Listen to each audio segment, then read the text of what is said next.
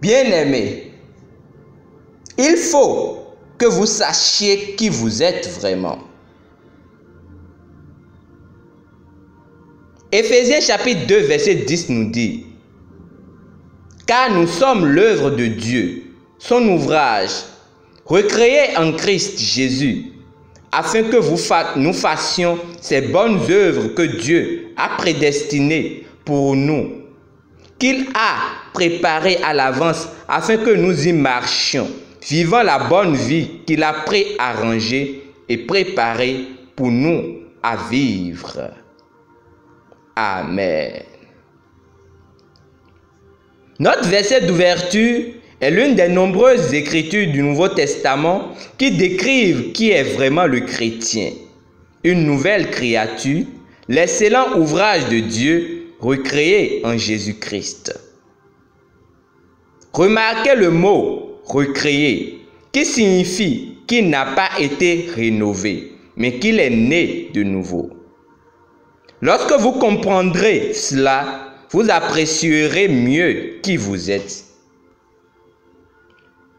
Ce que beaucoup savent du chrétien, c'est qu'il est le racheté.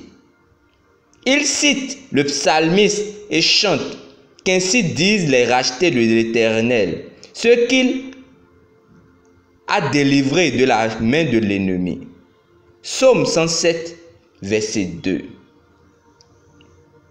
Mais le chrétien est bien plus qu'une personne sauvée ou rachetée du péché, du monde, du diable et de la mort. L'homme qui a été sauvé ou racheté du diable a été enseveli dans la tombe avec Jésus. La révélation selon laquelle nous sommes les rachetés du Seigneur n'est pas tout à fait vraie concernant la personnalité du chrétien. Rappelez-vous de ce que la Bible dit à propos de Jésus. Lorsqu'il a ressuscité des morts, nous sommes ressuscités avec lui. Éphésiens chapitre 2, verset 6. Nous sommes ressuscités comme de nouvelles créatures, de nouvelles espèces d'êtres. Vous n'avez pas une ancienne vie parce que votre vie humaine a été surplantée, remplacée par la vie de Christ lorsque vous êtes né de nouveau. Vous devez comprendre la progression de la révélation du Nouveau Testament. La rédemption n'était que le début du processus pour faire de nous des fils, des associés du genre divin. La nouvelle créature n'a jamais été en servitude. La nouvelle créature n'a jamais péché. Elle est née libre sans péché. C'est pourquoi la Bible dit, car le péché n'aura point de pouvoir sur vous, puisque vous êtes non sous la loi, mais sous la grâce. Romains chapitre 6, verset 14.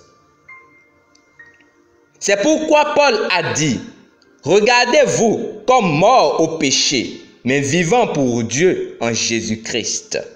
Romains chapitre 6, verset 11. Alléluia. Prions ensemble. Merci, Père juste, pour la réalisation de ce que le christianisme est issu de la résurrection. Je me réjouis, étant le fruit de l'œuvre rédemptrice de Christ, une nouvelle créature née avec la vie et la nature de Dieu.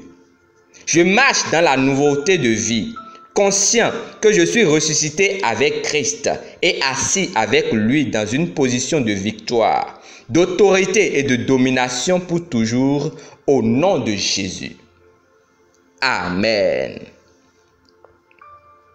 Pour une étude approfondie, lisons Galates chapitre 2, verset 20, Romains chapitre 6, verset 4 et Colossiens chapitre 3, verset 8 à 10.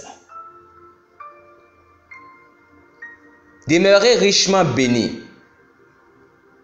Amen.